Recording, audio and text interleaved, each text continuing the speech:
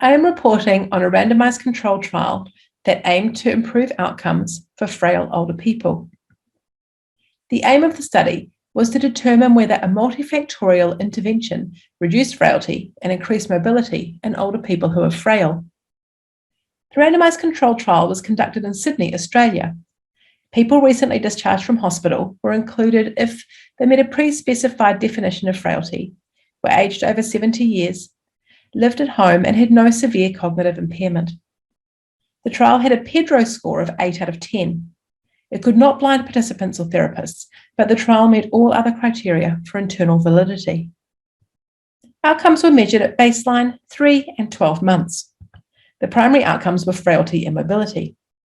Frailty was measured as a dichotomous variable using the cardiovascular health study criteria, also known as the Fried criteria, frailty phenotype, or physical frailty phenotype, where a person is defined as frail if they meet pre-specified cut points for at least 3 of these 5 criteria.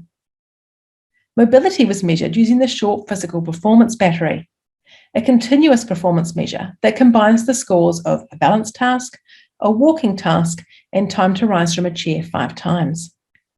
Participants who were randomised to the intervention group received a 12-month intervention delivered by a team comprised of an experienced physiotherapist, a geriatrician, rehabilitation specialist, dietitian, and nurse. It was tailored to the individual participant based on which frailty criteria they met at baseline, and also comprehensive geriatric assessment. Participants who met the weight loss criterion received dietitian assessment and intervention, which may include delivered meals or nutritional supplementation using commercially available high-energy, high-protein supplements.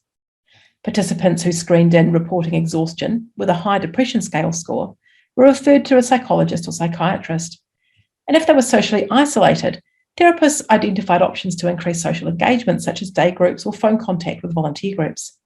Participants who met the criteria for weakness, slow walking, or low physical activity level received 10 home-based physiotherapy sessions and were prescribed a home exercise program for 1 year. The home exercise program is the WEB, the Weight-Bearing Exercise for Better Balance program, a targeted, goal-focused, home-based strength, balance, and endurance training program that was developed following a systematic review. The intervention included other components. Following comprehensive geriatric assessment, medical conditions were addressed and medications reviewed. When a carer was struggling, a supportive intervention was implemented, and community participation goals were set with participants and targeted during home visits. So here we have a multidimensional intervention adapted to the needs of each participant based on comprehensive geriatric assessment by a multidisciplinary team.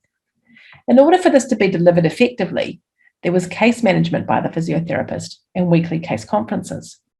So 241 participants were randomised to either receive that intervention or a control, which was the usual care available from general practitioners and home care services that are offered to this well-resourced area of Sydney.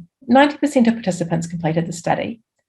Of the 25 people who didn't complete the study, 22 had died, so only 3 were lost to follow-up. Of the 241 participants, the average age was 83. Participants had multiple medical conditions, walked slowly, and 93% walked with a walking aid. Here are the results of the randomised control trial. This slide shows the proportion of people who were frail at baseline, 3 months, and 12 months. At baseline, all participants were frail.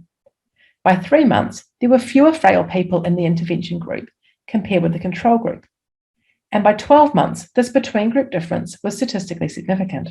The number needed to treat was 6.8, which means the intervention needs to be delivered to 7 people in order for 1 person to transition from being frail to not frail. The mobility outcome was measured using the short physical performance battery, where a higher score reflects better mobility.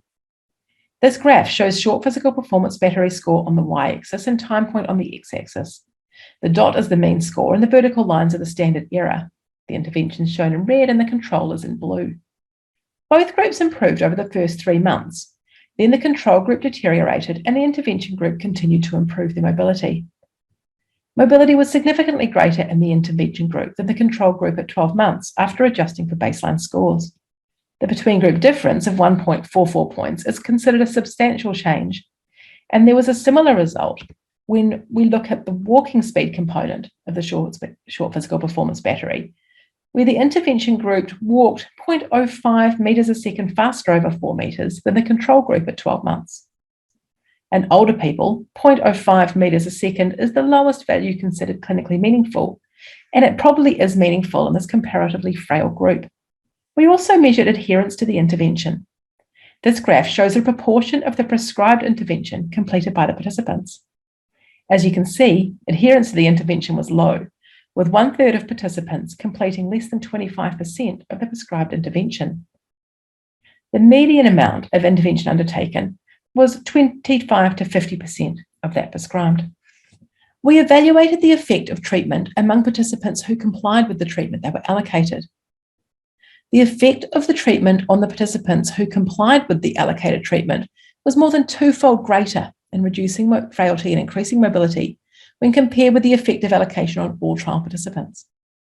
While in the intention to treat analysis, the intervention reduced frailty by 0.4 frailty criteria, in the participants who complied with treatment, frailty was reduced by 1 point. Likewise, mobility improved to a greater degree in participants who complied with the treatment. The amount of treatment received, shown here on the x-axis, was plotted against the change in frailty and change in mobility over 12 months on the y-axis in the intervention and control groups. The line here, called the spline, illustrates the relationship between the amount of treatment and the outcome. For frailty on the left, a lower score indicates reduction in frailty. For mobility on the right, a higher score shows greater mobility.